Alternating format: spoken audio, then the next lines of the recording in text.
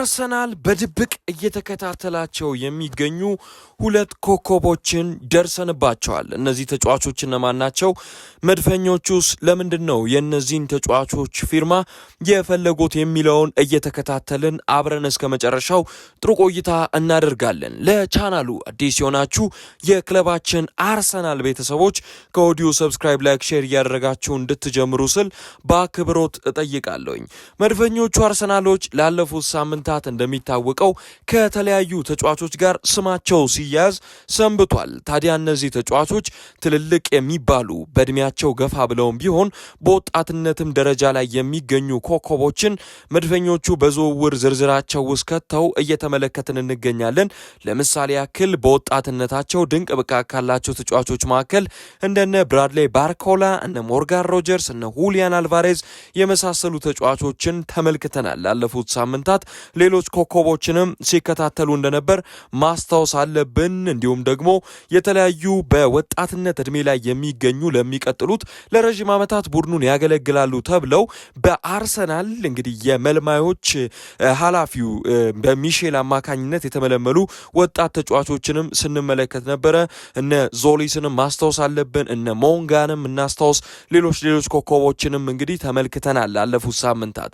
ታዲያ አርሰናል አሁን ላይ ደግሞ ከሁለት ተጫዋቾች ጋር ስሙ እየተያዘ ይገኛል። እነዚህ ሁለት ተጫዋቾች እነማን ናቸው የሚለውን ዛሬ በስፋት አብረን የምንመለከት ይሆናል ማለት ነው። በቅድሚያ የምናገኘው ስፓኒያርዱን የቀይ መስመር ተመላላሽ የላማሲያ ምሩቅ የሆነውን ኦስካር ሚንጌዛን ነው።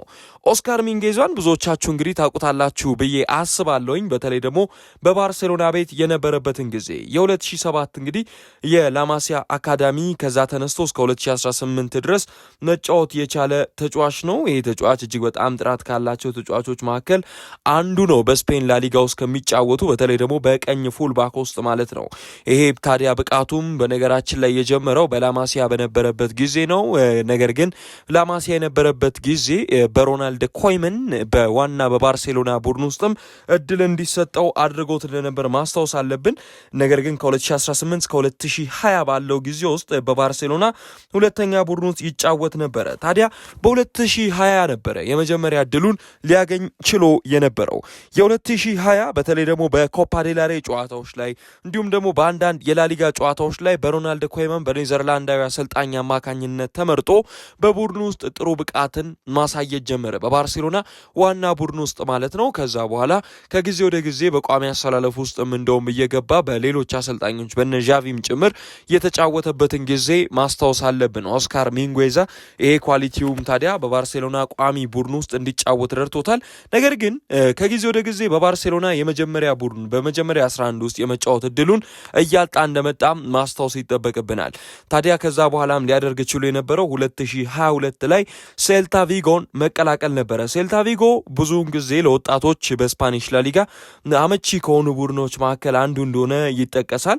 ታዲያ በሴልታ ቪጎም ከሄደ በኋላ ራሱን ለማሳየት ጊዜ አልፈጀበትም ነበረ። ከጊዜ ወደ ጊዜ ራሱን በደንብ በተለያዩ ውድድሮች ላይ እያሳየ በላሊጋው በቋሚ 11 ውስጥ ቡድኑን እያገለገለ መቆየት የቻለ ተጫዋች ሆኗል። የበለጠ ሚንጌዛ ሞደርን የሚባል አይነት ራይት ባክ ነው። በነገራችን ላይ ማጥቃቱም ላይ በጣም የተሳካለት ነው። መከላከሉ ላይ ጥያቄዎች ቢነሱበትም ማጥቃት እንቅስቃሴዎች ላይ ግን በጣም ኳሊቲ እንዳለው ብዙዎች ይናገሩለታል። ቨርሳታይልም ነው። በባርሴሎና ቤት በነገራችን ላይ የመጀመሪያ ጊዜያቶቹ ላይ የበለጠ ሲጫወትበት የነበረው ቦታ የመሃል ተከላካይ እንደነበር ማስታወስ ይጠበቅብናል። የቀኝ ፉልባክ ሆኖ ኬሬሩን አልጀመረም። ይበልጥ የመሃል ተከላካይ ሆኖ ሲጫወት አይተነዋል። አሁን ላይ ደግሞ በሴልታ ቪጎ ከሄደ በኋላ ራይት ዊንግ ባክ ይጫወታል። እንዲሁም ደግሞ ሴንተር ባክ አልፎ አልፎ ሲጫወት እንመለከተዋለን። እንዲሁም የቀኝ ፉል ባክን ግን ስፔሻላይዝድ አድርጎበት ተመልክተነዋል በወቅቱ ማለት ነው። አሁን ላይ ታዲያ የዚህ ተጫዋች ኳሊቲ ምንድነው የሚለውንም መመልከት ያለብን ይመስለኛል። በጣም ጥራት ያላቸው ፓሶችን የመጨረሻ ፋይናል ሰርድ ላይ መጣል የሚችል የክሮሲንግ አቢሊቲው እጅግ በጣም ላቅ ያለ ኳሶችን መጨረሻ ሳጥኑ ስለሚገኙ ተጫዋቾች የቀኝ ፍላንኩን ጠብቆ ሄዶ ክሮስ አድርጎ ጎሎችን እንዲያስቆጥሩ አመቻችቶ መስጠት የሚችል ያው የላማሲያ ምሩቅም አይደል ከኳስ ጋር ያለው ምቹት እጅግ በጣም ገራሚ እንደሆነ ይናገሩለታል። ፉትቦል አይኪውም ላቅ ያለ ነው። በላማሲያ ስትጫወቱ በላማሲያ ስታድጉ የምታገኟቸው አቢሊቲዎች እነዚህ ናቸው። ከኳስ ጋር ምቾት ተሰምቷችሁ ትጫወታላችሁ፣ ቪዥናችሁ ግሩም ይሆናል። እንዲሁም ደግሞ ፉትቦል አይኪው በጣም ላቅ ያለ ሆኖ እንመለከተዋለን። የማጥቃት እንቅስቃሴዎች ላይ ተሳታፊ እንድትሆኑ ያደርጋቸዋል። ከቡድን አጋሮቻችሁ ጋር የመናበብ ብቃታችሁን ከፍ አድርጎ እንዲታይ ያደርጋል ማለት ነው። የፉትቦል አይኪው በእግር ኳስ ተጫዋቾች ላይ በጣም ወሳኝ ነው ሲባል ዝም ተብሎ አይደለም። ወርክሬቱም በጣም ድንቅ ነው። በነገራችን ላይ ይሄ ተጫዋች ወርክሬቱ ስላችሁ ደግሞ የተለያዩ ቦታዎችን ያካልላል። እንዳልኳችሁ ነው የቀኝ ተመላላሽ ቦታ ላይ ይጫወታል እንጂ ብዙ ስፔሶችን የሚሸፍን አይነት ተጫዋች ነው።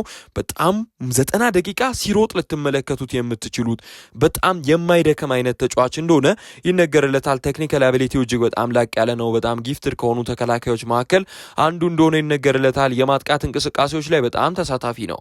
ነገር ግን ከሚነሱበት አንዳንድ ጥያቄዎች መካከል የአንድ ለአንድ መከላከል ላይ ለምሳሌ ደካማ ነው ሲሉ ብዙዎች ያሙታል። በስፓኒሽ ላሊጋ በደንብ የተመለከቱት ማለት ነው። ምክንያቱም ኦስካር ሚንጉዌዛ የበለጠ ማጥቃቱ ላይ የሚያደላ አይነት ተጫዋች ስለሆነ አንድ ለአንድ በተለይ ኤሊት ከሚባሉ ዊንገሮች ጋር ሲገናኝ በላሊጋ ከነ ቪኒሲየስ ከነ ያማል ጋር ሲገናኝ የመከላከል ብቃቱ ጥያቄ ይነሳበታል እያሉ አንዳንዶች ያብጠለጥሉታል። ይህም ደግሞ ጥያቄ የሚያስነሳበት ነው። ሌላው ፊዚካሊ ከተመለከታችሁት ኦስካር ሚንጉዌዛም እዚሁ ፎቶ ላይም እንዳያያዝኩላችሁ ኦስካር ሚንጉዌዛ በጣም ቀጫጫ የምትሉት አይነት ተጫዋች ነው። በፕሪሚየር ሊግ ምናልባት በአርሰናል ቤት የሚመጣ ከሆነ ሊፈተንበት የሚችለው አንዱ ድክመቱ ይሄ ከአቋም ተክለ ሰውነቱን ተመልክታችሁት በቀላሉ በፕሪሚየር ሊግ እንግዲህ የሌሎች ተቃራኒ ቡድን ተጫዋቾች ሊፈተን ይችላል ተብሎ ይጠበቃል። ሌላው በጣም ሪስክ የሚወስድ አይነት ተጫዋች ነው። በማጥቃት እንቅስቃሴዎች ላይ ለመሳተፍ በሚሄድበት ሰዓት ላይ የመከላከል ቦታን ሪስክ ትቶ ነው የሚሄደው። በዛም ደግሞ ሌሎች የክንፍ መስመር ተጫዋቾች አደጋ እንዲፈጥሩበት ያጋልጧል ማለት ነው።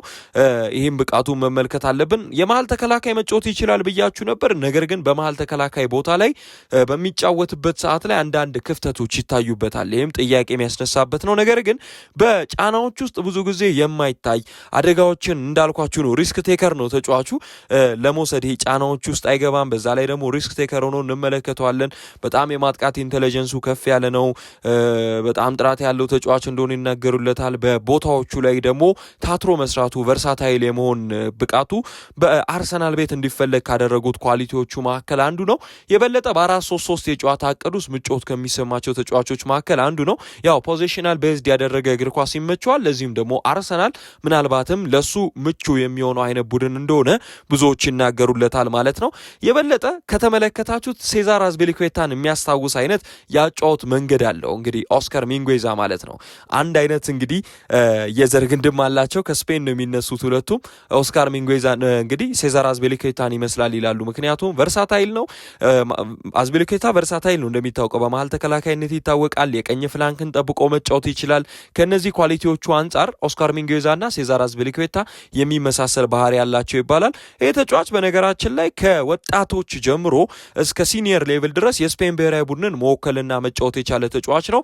በቅርብ እንደሚታወሰው እንደውም በኔሽንስ ሊግ አንዳንድ ጨዋታዎችም ላይ ብሔራዊ ቡድኑን ሲያገለግል እንደነበር ይታወሳል። በተለይ ደግሞ በሉዊስ ዴላ ፎንቴ ብሔራዊ ቡድን ውስጥ ተጠርቶ ማለት ነው።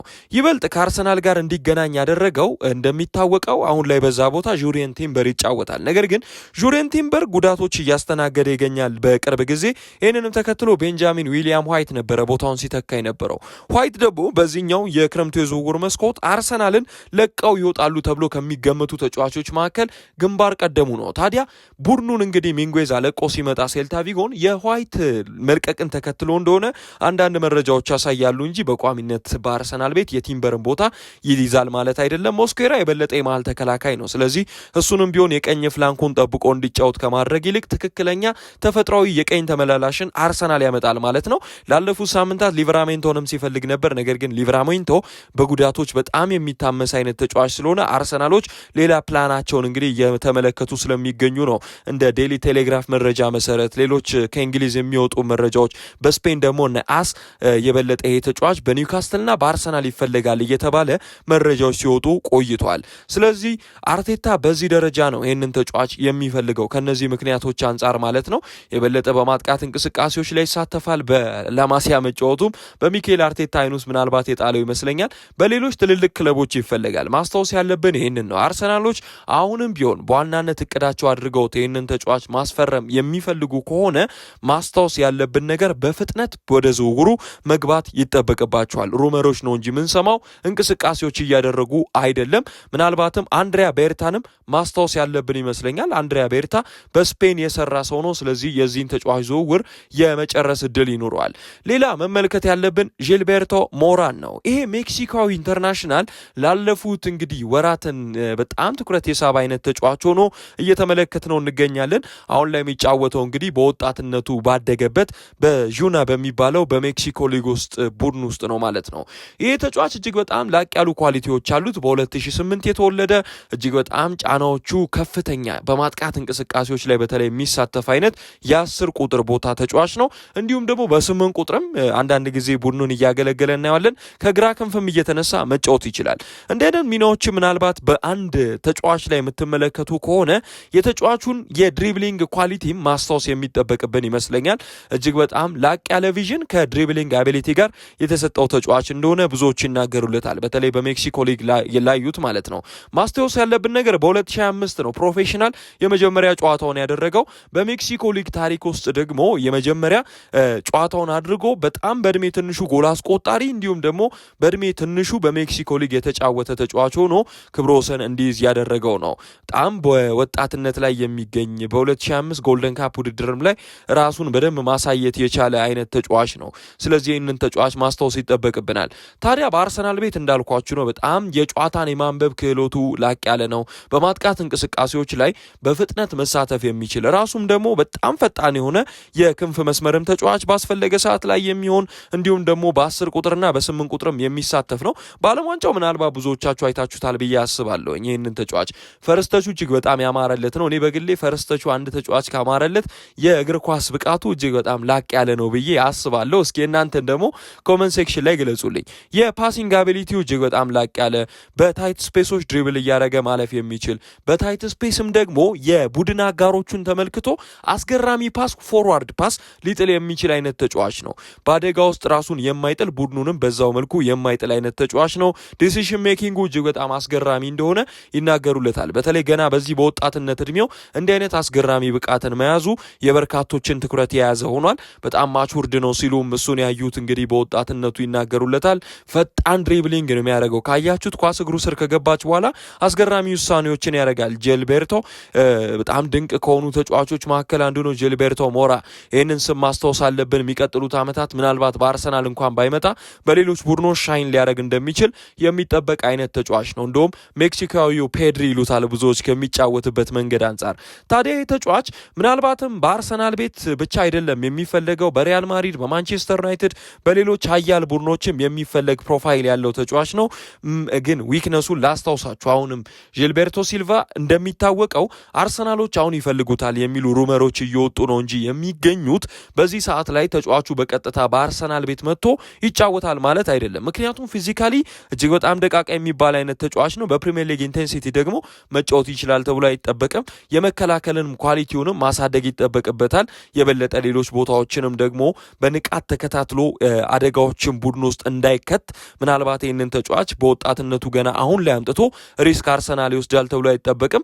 የበለጠ አርሰናል የሚያመጣው ከሆነ ምናልባትም በውሰቱል ወደ ሌላ ቡድን ሊለቀው ይችላል። ወይንም ደግሞ ማስታወስ ያለብን ነገር አርሰናል አሁን ላይ እነ ሞንጋንም ቢሆን ቢያመጣቸው በአካዳሚ ቡድን ውስጥ ያጫውታቸዋል ተብሎ ነው የሚጠበቀው። ስለዚህ በአካዳሚ ቡድን ውስጥም ልናየው እንችላለን ተብሎ ይገመታል። የ10 ቁጥር ቦታን አርሰናል የበለጠ በሌሎች ተጫዋቾች አሁን ላይ መተካት ይፈልጋል።